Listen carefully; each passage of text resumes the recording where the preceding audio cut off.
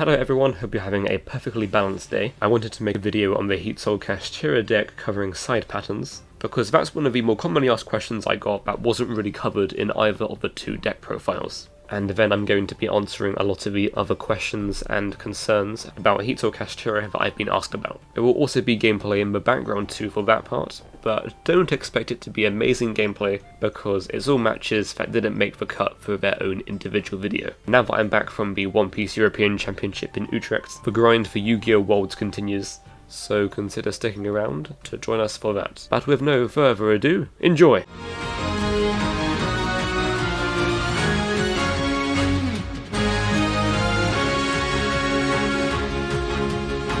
Okay, so starting with side patterns, there's two things with this deck that I tend to adhere to when siding. These are not objective for every matchup, but these are siding out Impum when I go first, and siding out Ogre and Prep when I go second. Impum leans hard into the 3 mass removal cards, and it's quite common to see these cards sided against Kashtira, especially evenly. Ogre and Prep, though still decent going second, offers less utility because you won't be tutoring into them as often, and we'd rather draw more matchup specific non-engine instead. We also sometimes take out Desires going second, because the 6th card we get makes up for the minor loss in consistency.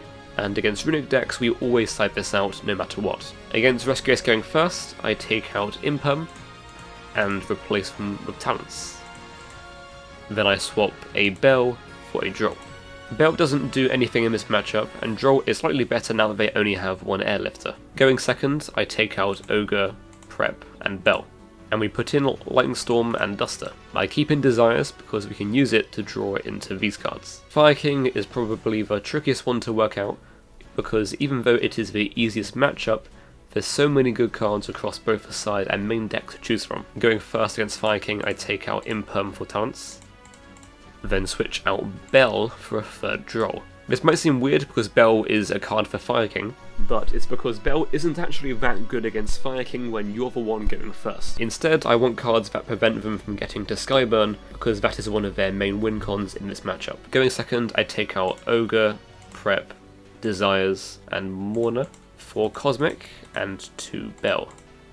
The difference here is that when you're on the aggressive, you're better off letting them play the game a bit and instead making favourable interactions when it comes to your turn. Mourner I feel holds less value going second because of this. Cosmic is really good because even if they have no back row, you often end up netting advantage by hitting the island, because that will then nuke their board earlier than they would like. Or you can just clear their board and then set this because you can chain it to island, since island is a hard once per turn. I don't put in Cosmic going first in this matchup for the same reason we side out Impum going first, which is that it will just lean harder into cards like Evenly. Labrynth is the worst matchup, which is why we side heavily for it. If we are going first, we take out their hand traps which are mediocre into Lab, and we replace them with these 9 cards that we would much rather see going first. Something important is that if we open Cosmic going first, we don't set it, but instead keep it in hand. This is so that if they use Stovey or the other one in the end phase, we can just Cosmic the trap they set, and they can't Chamber Trap because it was set that turn. And it also means we lose less harder evenly. Going second is similar, except we put in Lightning Storm over Econ and take out Desires. For the Kashtira mirror match, if I lose game 1, I would take out Desires, and every hand trap apart from Impum. And in doing so, I will then put in all of these board breakers. Their board is already minimalistic, so you have better odds at just diving headfirst into it and winning on having high impact tech cards and playing better than your opponents. You cannot switch your brain off in this mirror match, especially with cards like Big Eye existing. If you win and you think we are going to do the correct play by not going first, what you want to do is put in these cards, and then take out these cards. This is because Impum's a bit worse because of Storm and Duster, and Droll's a bit better because they will side out Shifter in the mirror match, so Shifter will not turn off Droll. There are many matchups in this very wide format, and we won't cover all of them since this isn't a documentary, but if you have any more questions about side patterns, comment them down below, and I will reply to them as soon as I can.